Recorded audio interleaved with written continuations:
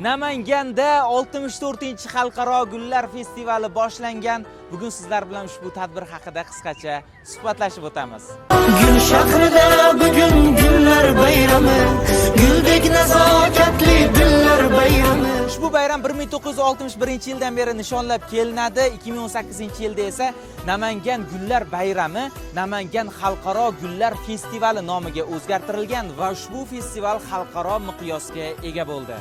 Festivalda nafaqat Namangan viloyati, balki respublikamiz va qo'shni davlatlardan ham gul mutaxassislari qatnashadi va tadbir so'ngida alohida taqdirlash marosimi ham bo'lib o'tadi. Bobur bog'iga tashrif buyursangiz, nafaqat bu yerda gullardan ko'zingiz dam oladi, balki gul iforidan butun bahri dilingiz ochilib ketadi. Yaqinlaringiz bilan ushbu go'zallikni ko'rish uchun tashrif buyuring va ushbu videoni ham o'sha yaqinlaringizga yuborib qo'ying.